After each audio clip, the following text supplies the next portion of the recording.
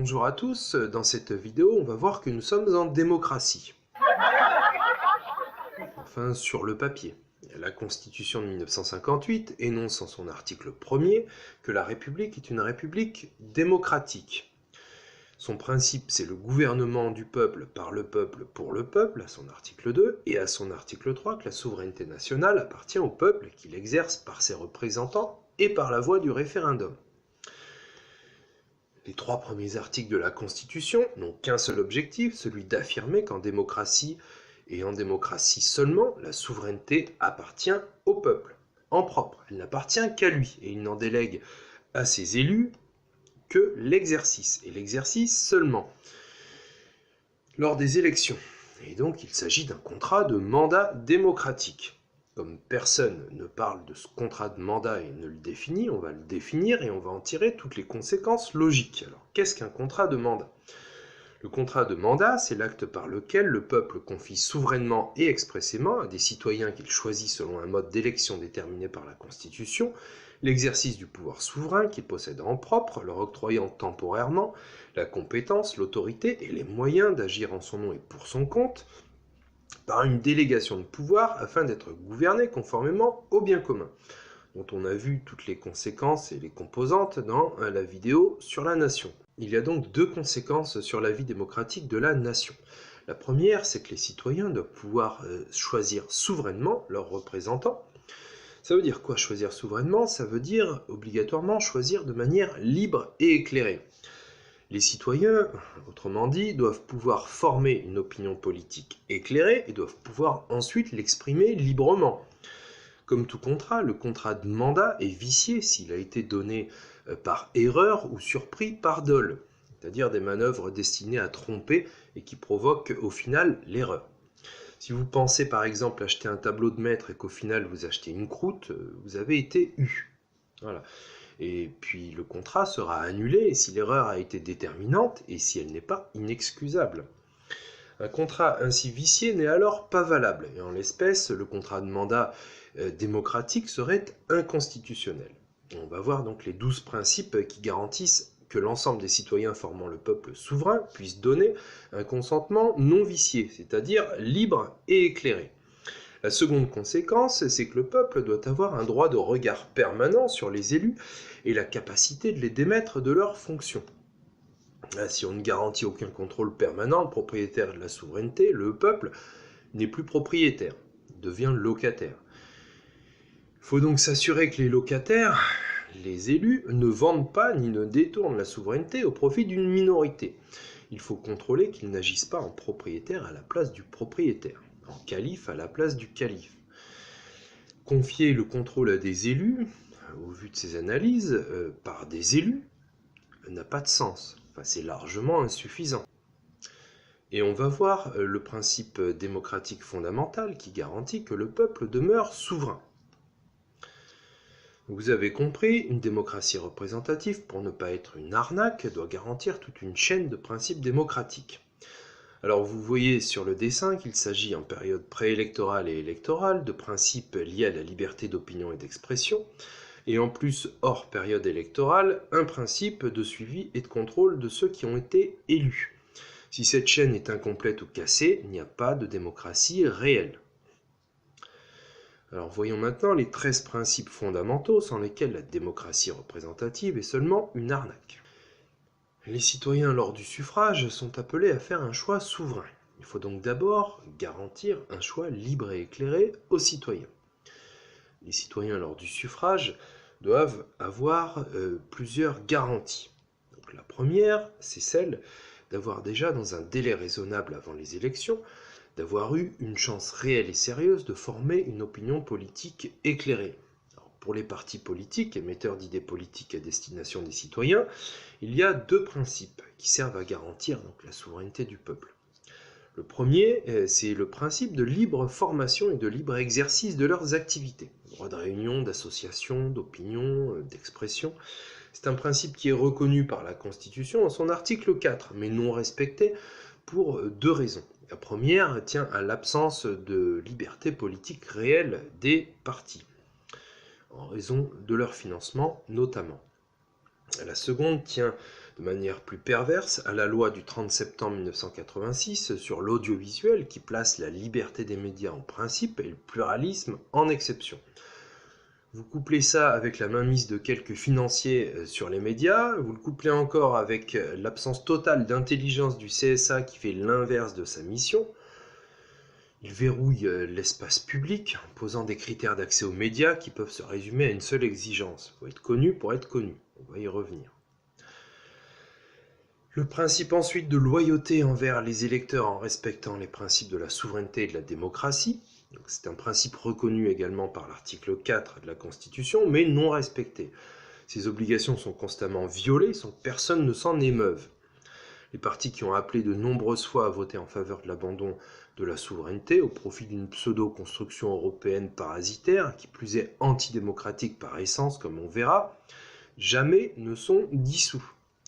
Je préciserai tout ça de façon extrêmement juridique dans une vidéo intitulée « Le vieux rêve de Mitterrand enfin réalisé, le coup d'État permanent ». On verra la chaîne incroyable de trahison de l'exécutif, du législatif, du judiciaire, du médiatique qui a permis d'intégrer l'UE dans la Constitution comme un cheval de Troie au mépris absolu de la Constitution. On verra la perfidie avec laquelle ces hypocrites ont agi en souverain. Ensuite, pour les médias de masse, transmetteurs d'idées politiques à destination des citoyens, l'obligation de respecter d'abord le principe de délivrance d'une information claire et loyale, c'est-à-dire une vraie information, doit nécessairement être non obscure ou incompréhensible et être impartiale, sûre et complète. Ce principe est à moitié reconnu par la loi du 30 septembre 86 modifiée, qui parle d'honnêteté des médias, mais il n'est pas respecté, et même de loin. Je précise que ce qu'il faut, ce ne sont pas des lois du style fuck news, qui partent du postulat absurde que les citoyens sont des incapables majeurs, qui les infantilisent, mais au contraire, il faut garantir, libérer l'espace public, garantir plus de liberté et traiter les gens comme des adultes et non pas comme des enfants. Et on verra ensemble les mesures utiles dans la vidéo, changement de paradigme au niveau de la culture démocratique. Ensuite, il y a un autre principe, celui de pluralisme politique, qui contient l'idée de débat contradictoire apportant aux citoyens une chance réelle et sérieuse d'une connaissance claire des alternatives politiques existantes et d'une compréhension suffisante par leur confrontation et des différences de leurs programmes qui permettent alors et seulement alors aux citoyens de comprendre les conséquences de leurs choix lors des élections. Voilà. Ce principe, il est reconnu, mais non respecté, comme les autres. Car comme on l'a vu, la liberté des médias est posée en principe, et le pluralisme en exception par le législateur qui en plus a confié les clés au CSA qui n'a rien compris à sa mission, et qui va jusqu'à verrouiller l'espace public au nom du pluralisme, avec une hypocrisie mais insensée. Et ils sont payés pour ça. On verra que la solution passe par une définition juridique des partis politiques. Actuellement, il n'y en a même pas. Et donc on fera cette définition en fonction de plusieurs critères qui permettront de mettre en place un forfait médiatique pour garantir que tous les citoyens aient une chance réelle et sérieuse de connaître les différences de programmes. Et puis, de cette manière, ensuite, on verra qu'il est possible et même souhaitable de mettre en place les critères que le CSA a mis en place pour avoir des doses médiatiques adaptées en fonction du poids réel des élus et des partis. Ensuite, les citoyens doivent pouvoir exprimer librement leurs opinions politiques lors du suffrage. Il y a d'abord un principe d'impartialité de l'organisation du scrutin. Ce principe est reconnu et appliqué, a priori, encore que je n'ai pas creusé la question spécialement. Il y a également un principe de dignité de déroulement du scrutin. Ce principe est reconnu et appliqué a priori. Principe de sérénité du vote, pareil. Principe de caractère secret du vote, alors il est reconnu avec l'isoloir, les bulletins multiples et puis l'enveloppe. Puis un principe de transparence des procédures et de traçabilité, notamment lors de la centralisation des résultats de plusieurs bureaux de vote, pour que la transcription des résultats ne soit pas déformée. Ce principe reconnu peut être appliqué, je ne sais pas, encore faudrait-il que ce soit plus transparent pour le savoir. Il y a aussi un principe de choix réel offert aux électeurs lors du vote. Alors là, il s'agit d'un pluralisme réel des candidats qu'il faut, et non pas seulement formel. Sinon, les citoyens sont pris en otage entre la peste et le choléra. Même si les noms sont différents, le mal est le même. Ce principe est non reconnu, il coule de source, mais seule la libération de l'espace public permettra de faire respecter ce principe en donnant aux citoyens une connaissance claire des options et des conséquences. Il y a un autre principe, celui de la liberté des citoyens de marquer leur rejet des choix proposés. C'est fondamental. Ça légitime la reconnaissance du vote blanc de plein exercice, c'est-à-dire comme si c'était un vrai candidat, et s'il gagne les élections, les recommencer avec d'autres. Ce principe n'est pas reconnu ni appliqué. Ils ont peur. Également, le principe de sincérité des résultats du scrutin, afin qu'il y ait l'expression fidèle du choix libre du peuple souverain soit réel. Il ne faut pas faire voter des morts, il faut prendre en compte les suffrages exprimés.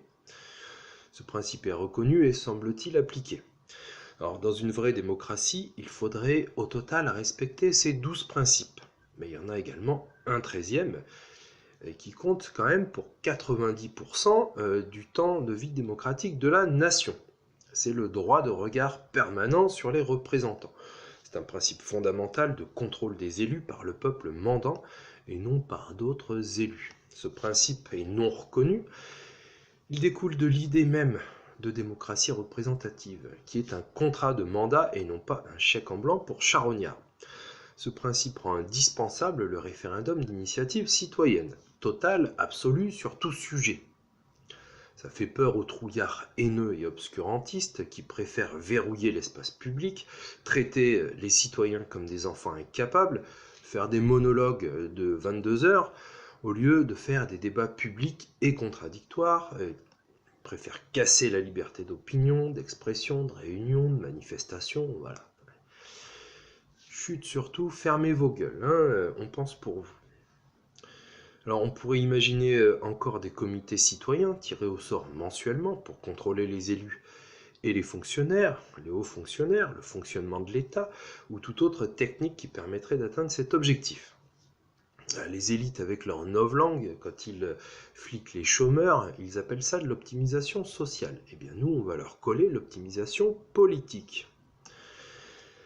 Dans une vraie démocratie, les 13 principes indiqués doivent être respectés pour garantir que le peuple soit réellement souverain. Ils forment, comme vous voyez, une chaîne démocratique. Mais aujourd'hui, ces 13 principes fondamentaux énoncés ne sont pas tous reconnus. 3 ne le sont pas, et pas tous respectés, 4 au minimum. Après, pour être exact, il faudrait qu'il y ait plus de transparence pour les citoyens. Au total, plus de la moitié sont ignorés. Et on n'est même pas dans une demi-démocratie, comme vous voyez. Alors même qu'on ne peut être dans une véritable démocratie représentative que si les 13 principes sont reconnus et appliqués. Car sans le respect de tous ces principes, le peuple n'a pas la maîtrise de ses élus qui peuvent se comporter en souverain à la place du peuple. Pour conclure, je finis en rappelant que le préambule de notre Constitution met en place, dit-elle, des institutions nouvelles fondées sur l'idéal commun de liberté, d'égalité et de fraternité, et conçues en vue de leur évolution démocratique. La Constitution commande donc la reconnaissance des 4 principes manquants, 3 principes manquants et le respect des 13 principes cumulés qu'on vient d'indiquer. Le refus de reconnaître le vote blanc de plein exercice, ou le RIC, est donc inconstitutionnel. Il faudrait que le Conseil constitutionnel en tire les conséquences. Il faudrait également en tirer les conséquences sur l'inconstitutionnalité de l'élection de nos élus. Alors, permanence. Mais spécialement pour le président actuel. Je ne parle pas de son score en termes de suffrages obtenus, ça lui donne une base de légitimité misérable, mais ce n'est pas inconstitutionnel. Non, les vraies raisons de son illégitimité, vous avez compris, sont les suivantes, je vais vous les faire sous forme de questions. Nos opinions politiques peuvent-elles être éclairées lorsque les partis politiques, émetteurs d'idées politiques, nous servent tous honteusement le même plat et les mêmes platitudes, seul change la sauce à laquelle on sera mangé? Nos opinions peuvent-elles être éclairées lorsque les médias, transmetteurs d'idées politiques, ne laissent pas passer les idées non conformes à celles de leurs maîtres, soit par conviction, par censure, autocensure, ou les minimisent, les déforment ou les ridiculisent? Nos opinions peuvent-elles être éclairées lorsque les médias audiovisuels nationaux sont détenus à 90% par 8 milliardaires, et les principaux instituts de sondage par 4 d'entre eux? Nos opinions politiques peuvent-elles être éclairées lorsque tous les médias ont appelé lourdement à voter pour le candidat de l'arrêt public En Marche? Nos opinions peuvent-elles être éclairées lorsque les milliardaires vous disent quoi penser par le matraquage médiatique, couplé en plus maintenant à des lois fuck news, et de façon plus perverse encore, vous disent au travers du gouvernement d'opinion des sondages ce que vous pensez? Nos opinions peuvent-elles être éclairées lorsque les CSA croient faire respecter le pluralisme politique en exigeant qu'un mouvement politique doive d'abord être connu pour être connu, qu'il lui faut avoir remporté des élections, des élus, des sondages et participer au débat public pour avoir le droit de passer dans les médias, pour avoir une chance de remporter les élections, d'avoir des élus, d'avoir de bons sondages et de participer au débat organisé par ces mêmes médias? C'est un serpent qui se mord la queue. Nos opinions peuvent-elles être éclairées lorsque, dans le même temps, les médias ont la liberté de promouvoir 7 sur 7, H24, le premier mytho venu, au nom de la liberté médiatique? Nos opinions peuvent-elles être libres, enfin, lorsque le vote blanc n'est pas considéré comme un candidat? Alors, vous en tirerez les conclusions pour l'élection du méprisant de l'arrêt public, qui a lui-même confessé être entré par effraction.